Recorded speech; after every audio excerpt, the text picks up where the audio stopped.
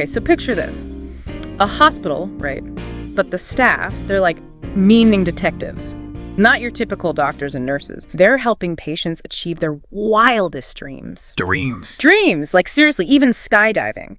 And it's all part of their recovery. It sounds like something out of a movie. Kind of far-fetched, no? You'd think, right? But this is real. We're diving into this amazing approach today, all based on some really interesting material we found. Originally in Hebrew, by the way. Gives you a whole different perspective on healing, that's for sure. Totally. And what's fascinating is how much it's rooted in this idea of logotherapy. Now, before you switch off thinking it's going to be some dry therapy lecture. No lectures here, promise. It's actually really fascinating stuff. Logotherapy is all about the power of meaning, like finding purpose in life, especially when things get really tough. Makes you think of like people facing serious illnesses or going through really difficult times. Exactly. And the thing is, it's not just some abstract theory.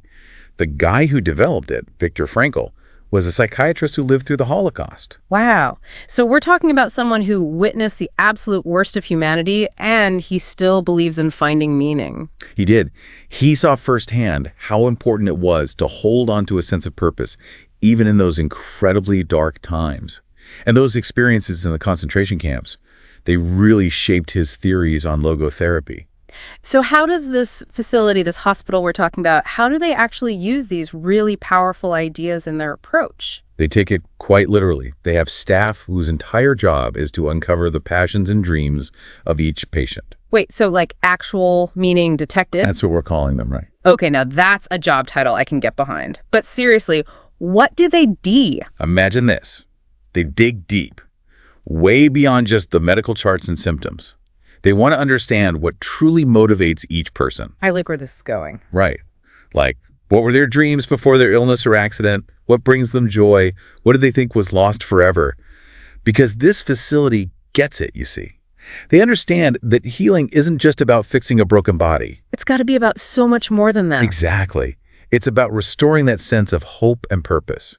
That's where the real healing begins. And that's where this whole dream weaving thing comes in. You got it. There was this one patient, let's call him D, young guy, an avid skydiver before his accident. And then? Wheelchair. Oh, wow. Thought his skydiving days were over, right? Just gone. Huge part of who he was, just gone. So what did they do? Wait, are you saying they helped him go skydiving again? They did, and not as some kind of publicity thing either. Yeah. This was part of his rehab, a core part. I have so many questions. This place, they understood that for D, skydiving wasn't just a fun thing he did on weekends. It represented something deeper. Freedom, courage, pushing past limitations. Yeah. Totally different than just going through the motions of physical therapy. Right. And it completely transformed his whole outlook, gave him a sense of agency. He could still live a life full of adventure, even from that wheelchair. I love that. So much more to it than just, okay, let's get your body moving again. They're taking this deep understanding of logotherapy and combining it with like this incredible support for dreams. Okay, so we get the theory, but what's it actually like to be a patient there? That's the heart of their philosophy, really. It's a total shift from how we typically think of the patient-doctor relationship. So a total shift, you say. What does that even look like in this dream hospital? It's like they took the standard hospital playbook and tossed it out the window, Yeah. They're all about ditching the one-size-fits-all approach. Okay, but some things have to be standardized, right? For safety and all that. Of course. Don't worry, they're not messing with the important stuff. Like, you want your surgeon to know what they're doing, right? Exactly. But for rehab, especially with younger patients, that's where things need to be different. We're talking about rebuilding lives, not just patching people up. Makes sense. It's one thing to treat an illness, but helping someone rebuild their life after an accident or something, that's a whole different ballgame. And that's what they get, this facility. In fact, they actually call out how other places get it wrong, how impersonal it can feel. Like being a patient in those settings. You're just a number, another chart to tick off. Exactly. This place. They want to flip that. They give patients choices. Control. Give me an example. So imagine this. You get to design your own room. Get out! Seriously? Yeah. Makes sense, right? It's your recovery space. Make it yours. So it's like home away from home? More than that, they even let patients give input on the food. Like what's on the menu that week? Wow, that's amazing. Okay, so it's not just about the feel-good stuff. It actually helps people get better. Absolutely. When you're invested in your own care, when you feel listened to, you're more likely to actually do the work. Makes sense. You're part of the team, not just, the patient. So we've talked about this whole dream landscape idea. Right. But what does that actually look like? Is it just about like nice decorations? Think bigger.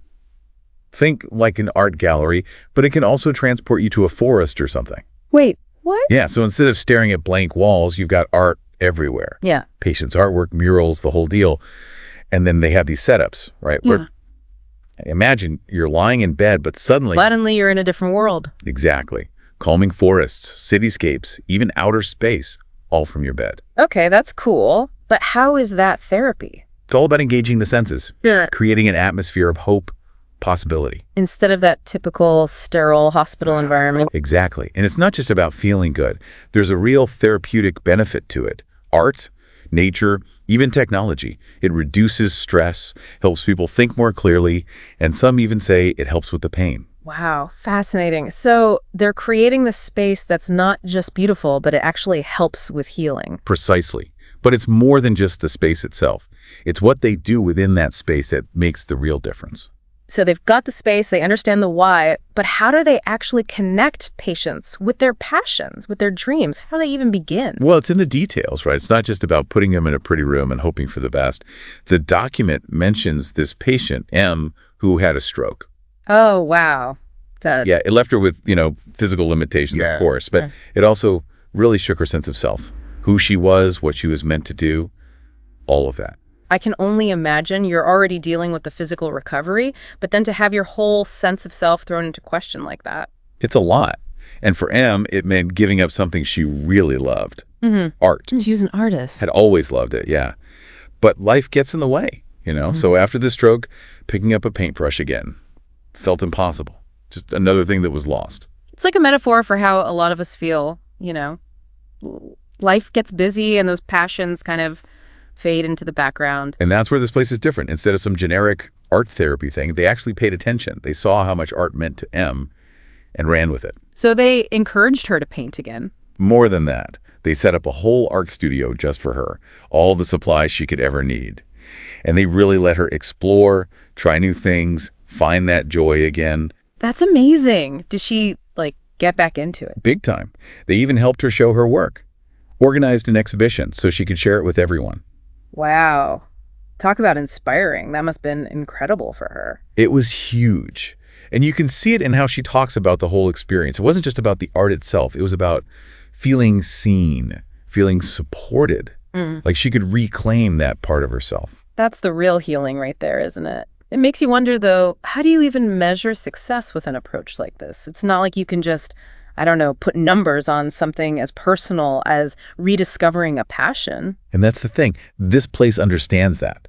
They're looking at the whole picture. Patient satisfaction, quality of life, even how the staff are doing. So they're not just looking at medical charts. They want to know how people are feeling. Are they happier, more fulfilled? And how do they actually measure something like fulfillment? Well, they've got the usual surveys and feedback forms, of course, but they also believe in something more human. They'd have these regular meetings where everyone, patients, staff, everyone gets together. They share experiences, air their grievances, celebrate wins. Sounds like they're building a community. That's the idea. Yeah. And it's working. The document talks about this ripple effect.